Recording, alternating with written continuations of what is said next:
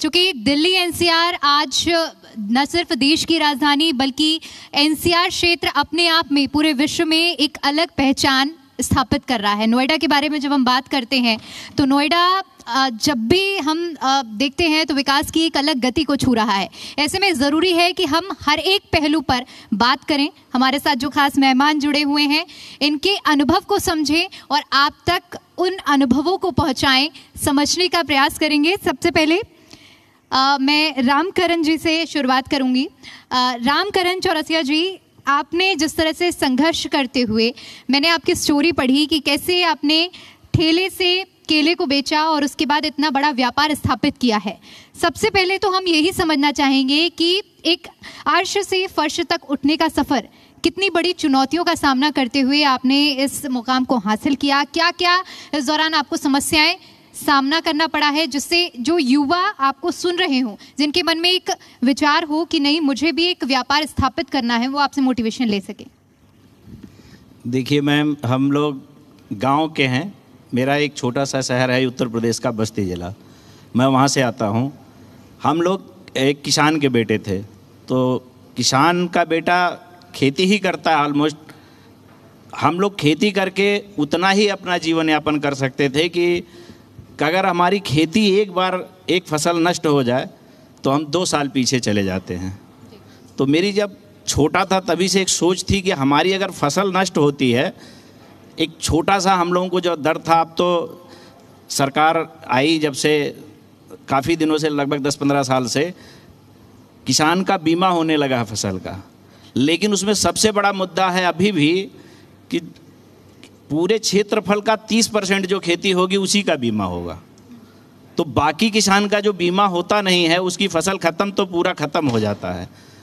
तो इसलिए वो हम लोगों की एक चुनौतियाँ थी कि हम लोग अगर अपने खेतों में काम करते हैं तो हमें क्या मिलेगा। तो मैं बहुत ज़्यादा पढ़ भी नहीं पाया, कुछ घर की आर्थिक स्थिति ठीक नहीं थी, तो हम शहर में आए। तो शहर में मैं ज़्यादा पढ़ा लिखा ना होने के कारण मेरे पास कोई ऐसा काम नहीं था कि जिसको मैं कर सकूं। तो मैंने ठेला लगाया। ऑलमोस्ट हर गांव से निकला हुआ व्यक्ति या तो ठेला लगाता है या पटरी लगाता है या कहीं नौकरी करता है। लेकिन उस पटरी से मेरा जीवन यापन चलने लगा और उससे मैंने सोचा कि क्यों ना इसको और बढ़ाया जाए। बढ़ाते बढ़ाते बहुत चुनौतियां होती है। जैसे हम लोग ठेला लगाते हैं तो आप देखते होंगे अभी भी पूरे दिल्ली एनसीआर में जो ठेली लगती है, इस पर बहुत सारी चुनौतियाँ हैं। जहाँ पे लगता है ठेला वहाँ पे आप देखेंगे वहाँ पुलिस उनसे पैसा अवैध वसूली करती है, एमसीडी अवैध वसूली करती है। इसको लेकर मैं 2014 में 16 फरवरी को एक आमरण अनशन किया था जंतर मंतर पे।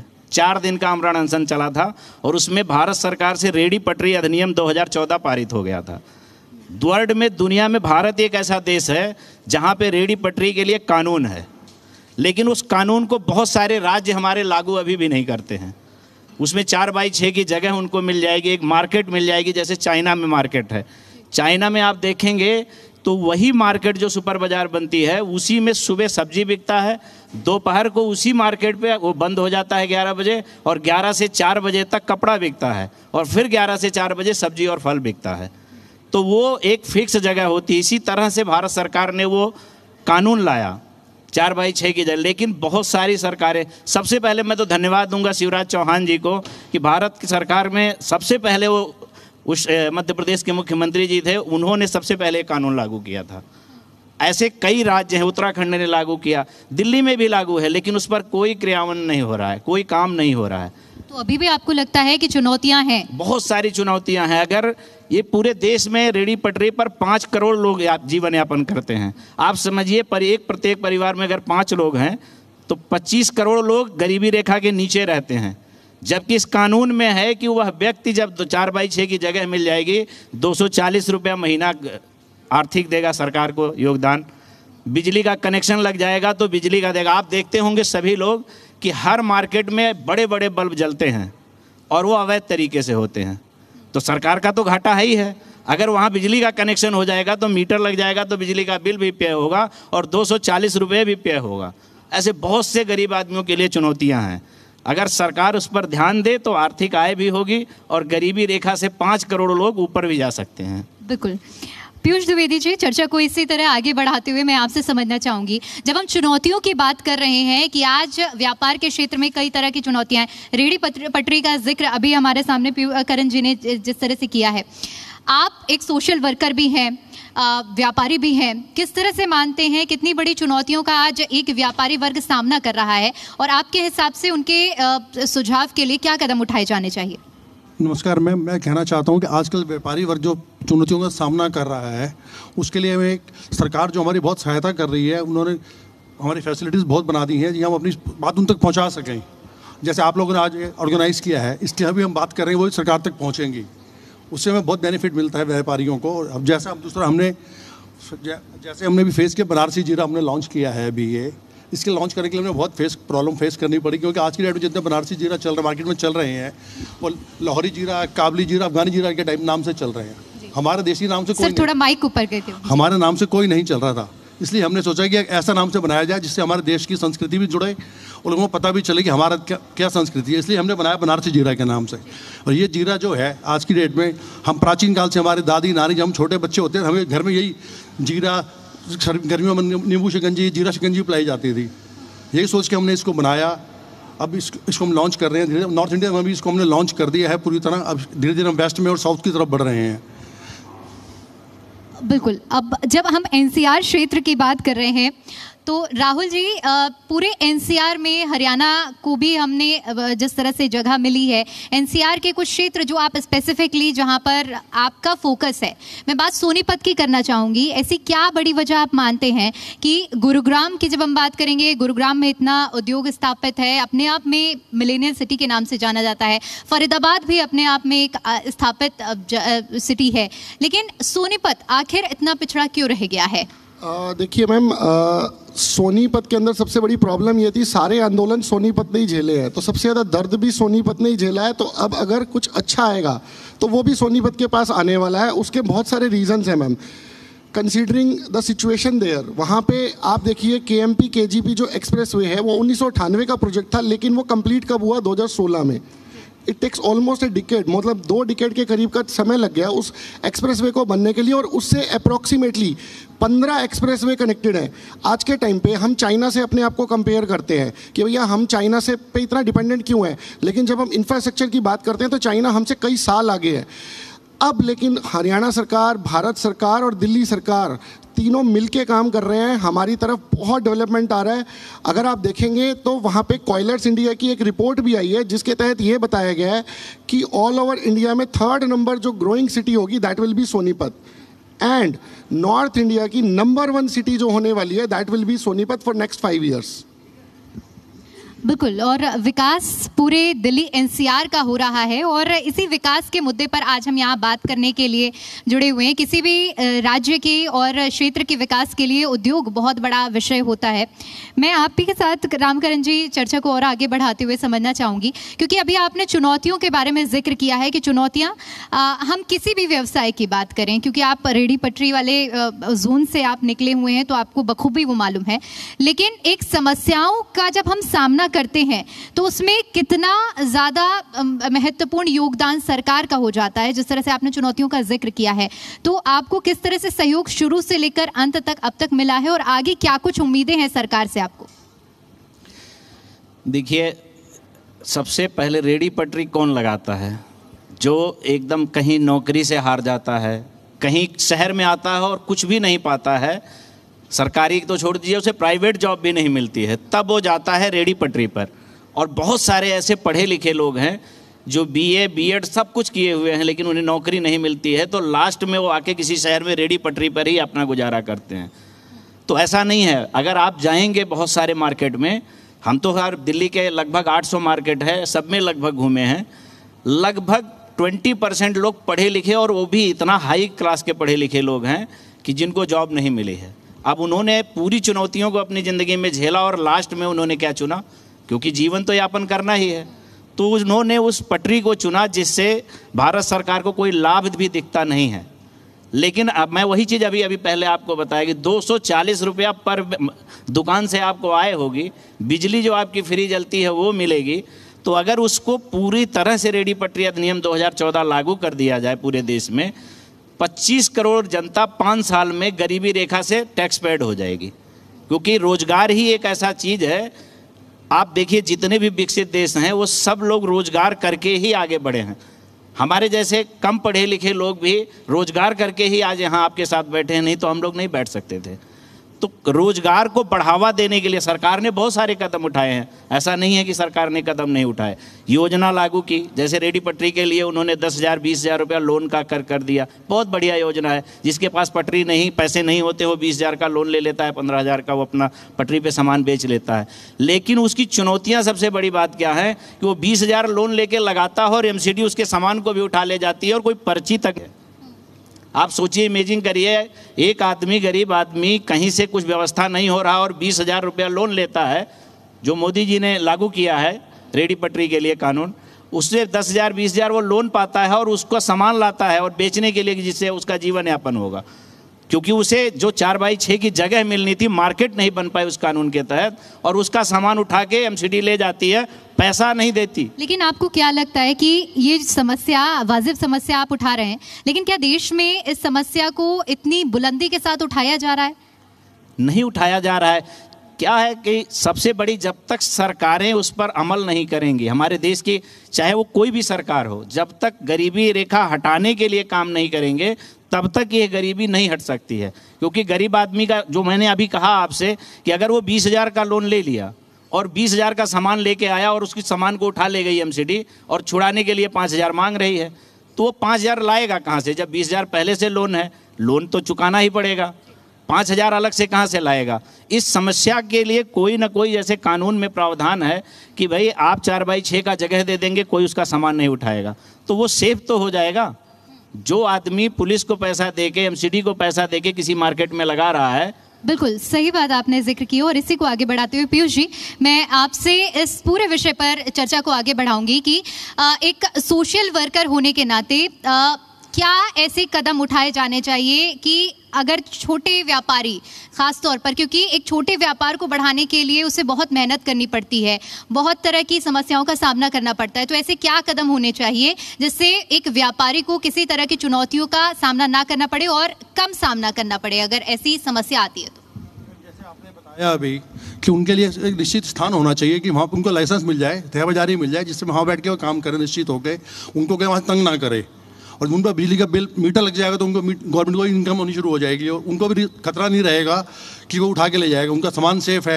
एक तो ये करना चाहिए, उनके लाइसेंस बनाने चाहिए, और उनके लिए सामान जो मिलता है उनको थोड़ा डिस्काउंट पे दिलवाना चाहिए, थोड़ा टैक्स में भी उनको रिबेट मिलना चाहिए, जिससे वो आराम से इनकम कर, जीवन यापन अच्छी तरह कर सकें अपना।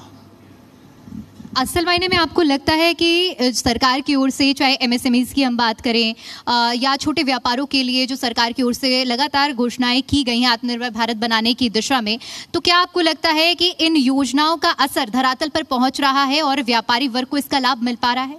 मैं पहुंच रहा है, पर अभी धीरे धीरे पहुंच रहा है, पूरी तरह नहीं मिल रहा। बहुत से लोगों को तो अभी पता ही नहीं है। सरकार को, लोगों पूरे जो नीचे के जीवन यापन करते हैं लोग, नीचे के लेवल के लोग, उनको पता ही नहीं है। उनको बताना चाहिए कि उनके नॉलेज में तो आना चाहिए कि ये चीज़ें, स्कीम्स चल रही हैं, हमें इनसे बेनिफिट मिल सकता है। चल रहा है पर धीरे धीरे, बहुत स्लो स्पीड है, थोड़ा इनको इसकी स्पीड बढ़ानी चाहिए। लोग नीचे तक, लोग तबके तक लोग पहुंचना चाहिए, सारी फैसिलिटी सारे लोगों को पता चलना चाहिए, नॉलेज में आना चाहिए कि हमें ऐसी गवर्नमेंट से, बैंक से हमें लोन मिल रहा है, कैसे मिल रहा है, कौन उनके उसकी बैंक में जाने में कौन उनकी मदद करेगा लोन मिलने के लिए। सरकार के लोगों को जागरूक करना चाहिए इसके बारे में। ठीक है राहुल जी, खरकौदा के विकास की अगर बात करें, क्योंकि आपने सोनीपत का अभी जिक्र किया था, खरकौदा के विकास को किस तरह से देखते हैं आप हरियाणा और पूरे NCR क्षेत्र के विकास की गति को देने के लिए? देखिए मैम, गुड़गांव को गुड़गांव बनाने वाला सबसे बड़ा जो लैंडमार्क था वो था मारुति एंड एयरपोर्ट।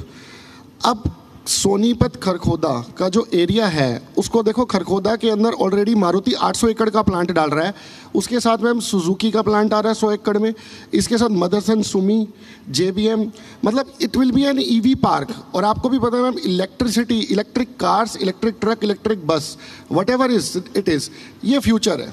और इसकी मैन्युफैक्चरिंग सारी की सारी हरियाणा में आ रही है। पिछले जब खट्टर सरकार थी मैम, तब पिछली बार 2019 से 24 का जो टैट था उसके अंदर ये एक प्रपोजल पास किया गया था, जितना भी ईवी मैन्युफैक्चरिंग हरियाणा में स्टार्ट होगी उसके अंदर SGST का पूरा रिफंड अलाउ होगा। स्टेट GST बेसिकली एक GST का एक पार्ट रिफंड होगा।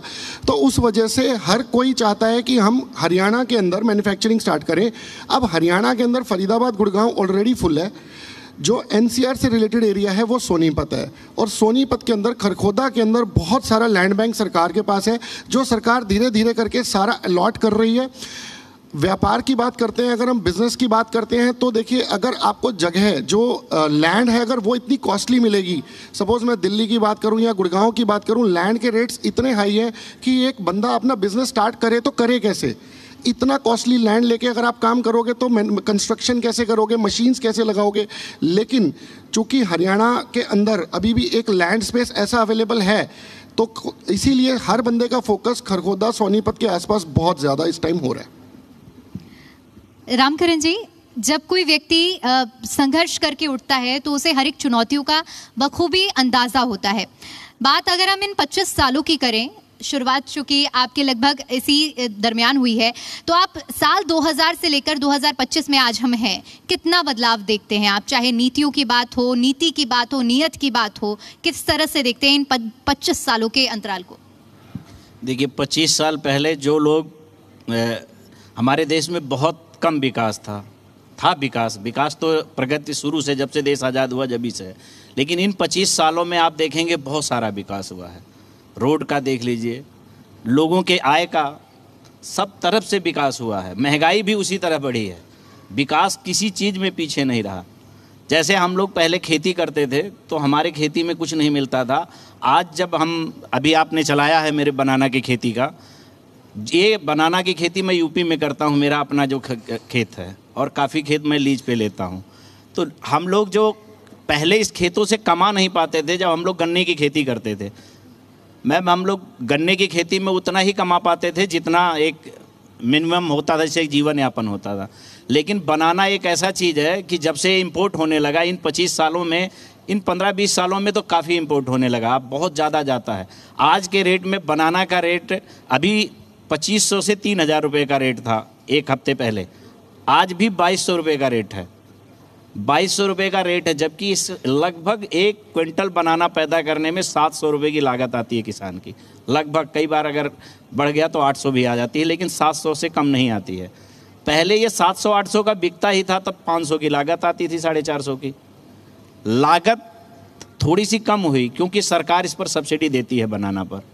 बनाना पे हर किसान को सब्सिडी मिलता है, पौधे पर, खाद पे, बीज पे। तो ये पहले नहीं था, आज के 25 साल पहले नहीं था। इन 25 सालों में ये चीज़ आगे आया कि उनको बढ़ावा देने के लिए। लेकिन चुनौतियां फिर वही हैं।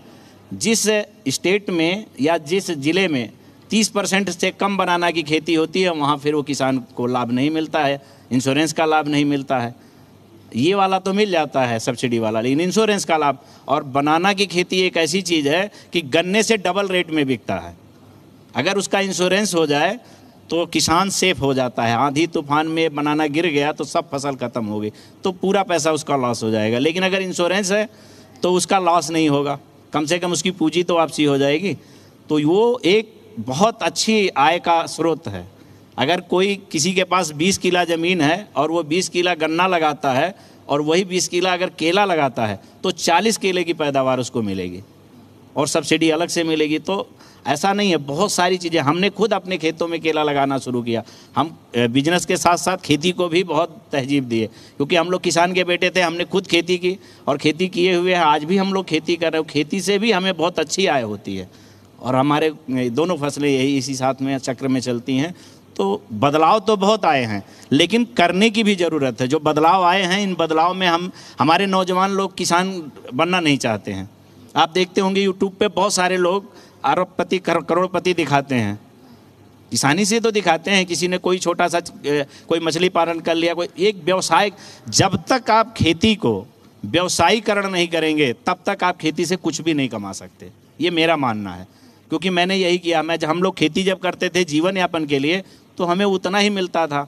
जब हम लोगों ने इसको व्यवसायीकरण किया, जैसे जिस फील्ड में जहाँ पे जो ज़्यादा बिकता है उसी चीज़ की खेती करनी है। मैं बिल्कुल आऊंगी, इस पहलू पर भी आऊंगी और समझने का जरूर प्रयास करूंगी कि युवा किस तरह से इस आइडिया को ग्रैब कर सकते हैं। और पीयूष जी, नोएडा में और पूरे हम एनसीआर क्षेत्र की जब हम बात करते हैं तो इंडस्ट्रीज काफ़ी ज़्यादा बड़े पैमाने में ख़ास तौर पर नोएडा में स्थापित हैं। आप यहाँ किस तरह से बदलाव देख रहे हैं? जब हम बदलाव की बात करते हैं, आज हमारी थीम भी इमर्जिंग दिल्ली एनसीआर है, तो यहाँ के बदलाव को आप बीते 25 सालों में किस तरह से देख रहे हैं? मैं पिछले 25 साल में, जब आज से 20 साल पहले कोई ग्रेटर नोएडा आने से लोग डरते थे। शाम को 7 बजे के बाद कोई ना रोड पे नज़र नहीं आता था, लोग डरते थे, इतना रिस्क था सिक्योरिटी का। आज की डेट में किसी को कोई रिस्क नहीं है, कोई 24 घंटे लोग घूमते हैं। हमारी इंडस्ट्री होती थी ग्रेटर नोएडा में, लोग प्लांट लगाते हुए डरते थे कि कोई कब्जा कर लेगा, खाली प्लॉट है तो कोई कब्जा कर लेता था। लाइट नहीं मिलती थी वो फैक्ट्रियाँ चलाने के लिए, हम जनरेटर से काम करते थे, उसमें भी डर लगा रहता था। रात में कोई कोई आ जाते थे, लोग लूटने के लिए आ जाते थे, सामान उठा के ले जाते थे। अब ऐसा कुछ नहीं है, पूरा सेफ्टी है, पूरा डेवलप होता जा रहा है, रोड्स बनती जा रही हैं, सारा डेवलप हो रहा है, फैसिलिटी मिलती है, ट्रांसपोर्टेशन इतना अच्छा हो गया है, मेट्रो लाइन आ गई है, उससे लोगों को कन्वीनियंस आने जाने में इजी हो रहा है। जो लेबर आती है उनके लिए बहुत इजी हो गया है। राहुल जी, क्योंकि आप सीए भी हैं और चुनौतियां जब हम बात करते हैं सिर्फ चुनौतियों की ही नहीं बल्कि हमें उम्मीदों की और आशाओं की भी बात करनी चाहिए। एक युवा होने के नाते आप पूरे एनसीआर क्षेत्र में किस तरह से जो युवा हैं, आपने व्यापारी वर्ग के लोगों को भी सुना है, आप खुद जुड़े हुए हैं इन क्षेत्रों से, तो क्या कुछ कहना चाहेंगे, क्या संदेश देंगे? देखिए, यहाँ पे मैं ये चीज़ बोलना चाहूँगा, जो केएमपी केजीपी है उसके चारों तरफ गवर्नमेंट ने इंडियन रेलवे का कॉरिडोर पास कर दिया है और वहाँ से वो WDFC पे माल चढ़ा के सीधा एक्सपोर्ट करने की तैयारी है। देखिए, व्यापारी किस चीज़ से परेशान है? नॉर्मली लेबर से परेशान है और ट्रांसपोर्टेशन से परेशान है, जितना मैंने एज ए कंसल्टेंट देखा है। तो अगर ट्रांसपोर्टेशन की समस्या और लेबर की समस्या सॉल्व हो जाए तो व्यापारी का बिजनेस बहुत अच्छे से ग्रो करेगा। चाइना के अंदर अगर कोई ऑर्डर आता है तो वो विदिन 1 डे मैक्सिमम पोर्ट पे चढ़ा देते हैं, लेकिन इंडिया के अंदर अगर दिल्ली से माल भेजना हो तो भैया पहले तो एंट्री एग्जिट के अलग रूल्स हैं, किस टाइम पे एंट्री एग्जिट हो सकती है ट्रक्स की, जिसकी वजह से दिल्ली को डीकंजेस्ट करने के लिए ऑलरेडी दिल्ली की सरकार बहुत प्रयास कर रही है कि भैया दिल्ली से डीकंजेशन किया जाए। बहुत ज़्यादा ट्रैफिक हो चुका है, बहुत ज़्यादा पोल्यूशन हो चुका है। पीछे एक स्टडी आई थी जिसके अंदर ये बोला गया था पोल्यूशन का मेन रीज़न जो है वो व्हीकुलर पोल्यूशन है। इट्स नॉट अबाउट कि पराली जल रही है या कुछ और है, लेकिन मेजर कारण पोल्यूशन का वो व्हीकल से आने वाला पोल्यूशन है, जिसको कम करने के लिए ये इंडियन रेलवे एक बहुत बड़ा सपोर्ट प्ले करने वाला है। क्योंकि रेलवे, आपको सबको पता है ऑलरेडी कि बिजली से चलती है, बिजली हमारे पास ऑलरेडी सरप्लस प्रोड्यूस हो रही है इंडिया के अंदर। सोलर के प्रति लोग ऑलरेडी जागरूक हैं, इलेक्ट्रिक कार्स आ रही हैं। तो गोइंग फॉरवर्ड इसीलिए इसी की तर्ज पे दिल्ली से होलसेल मार्केट्स को बाहर किया जा रहा है कि भैया होता क्या है, पूरे इंडिया का माल पूरे इंडिया में कहीं ना कहीं बनता है। हर एक चीज़ की फैक्ट्री हर एक जगह नहीं हो सकती। सपोज़ मैं बात करूं 2 व्हीलर की कोई फैक्ट्री, सपोज़ होंडा की स्कूटी की बात करें, वो दिल्ली नहीं बनती, वो बाहर से बनती है, बाहर से दिल्ली आती है। नॉर्मली होता क्या है, जैसे चांदनी चौक और खारी बावली है, माल पूरे इंडिया से प्रोड्यूस होकर वहाँ आ रहा है और वहाँ से पूरे इंडिया में डिस्ट्रीब्यूट हो रहा है। तो क्या हो रहा है, डबल पोल्यूशन हो रहा है दिल्ली के अंदर। साथ में एंट्री एग्जिट नॉर्म्स बहुत टाइट है। अगर किसी को खारी बावली से एक्सपोर्ट करना है तो it is very time consuming. इसी चीज़ को ध्यान में रखते हुए केएमपी पे इंडियन रेलवे का नेटवर्क पास किया गया है। पहले वो कुंडली मानेसर पलवल तक था, अब यूपी गवर्नमेंट ने भी उस प्रयास में पैसा डाल दिया है और चलिए बदलाव हो रहा है, विकास हो रहा है और यही जरूरी है कि विकास और बदलाव की जो बयार है वो दिल्ली एनसीआर क्षेत्र में यूं ही बहती रहे। आप सभी का बहुत बहुत शुक्रिया आज हमारे साथ इस चर्चा में जुड़ने के लिए और अपना अनुभव हम सभी के साथ साझा करने के लिए बहुत शुक्रिया। और आगे का कार्यक्रम